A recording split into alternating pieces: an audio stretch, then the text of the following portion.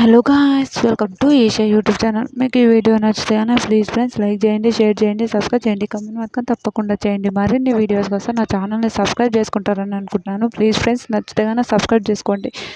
ఇమాన్యుయల్ వాళ్ళ మదర్ వస్తారు. నిజంగా ఫస్ట్ సాంగ్ వేస్తారు. సాంగ్ వేసినాక మెయిన్ డోర్ ఓపెన్ చేసి నాకు అటు నుంచి రాదు ఆవిడ. మళ్ళీ కన్ఫెషన్ రూమ్లోకి వెళ్ళి తనుజ ఇద్దరు వెతుకుతుంటే వస్తుంటుంది. వచ్చినప్పుడు ఈజ్ ప్రైవేట్ సాంగ్ వచ్చే ప్రైవేట్ పార్టీ వస్తున్నప్పుడు వాళ్ళు డ్యాన్స్ చేసుకుంటే ఏడుస్తుంటాడు ఇమాన్యుయల్ ఏడుస్తుంటే, ఏడవకమ్మా ఏడవకు, ఎందుకు ఏడుస్తున్నావురా, ఎందుకు ఏడుస్తున్నావు చెప్పు, ఏడవద్దు అని చెప్తే భలే చెప్తాడు. అందరితోనే ఎంత ఫన్ చేశాడంటే, ఏందమ్మా దివ్య, నువ్వు ఎంత రానైనా నా కొడుకుతో అట్లా డ్యాన్స్ చేపిస్తావా, ఏంది రీతు, ఏంది నువ్వు నా కొడుకుతో అట్లా డ్యాన్స్ చేస్తావని వచ్చి హగ్ చేసుకొని ముద్దించుకుంటావు. సూపర్ అనిపిస్తుంది. వాళ్ళ అమ్మ నిజంగా బాబు ఆ గాజులు వాళ్ళ అమ్మనే ఇస్తుందంట. భరణి గారికి చూపిస్తుంది. అమ్మ నాకు ఈ గాజులు నా కొడుకే చేపించాడు, ఈ గాజులు నేనే చేపించాను అని చెప్తుంది. భలే అనిపిస్తుంది. నిజంగా ఎంత బాగా అనిపించింది అంటే సూపర్ అనిపించింది నిజంగా.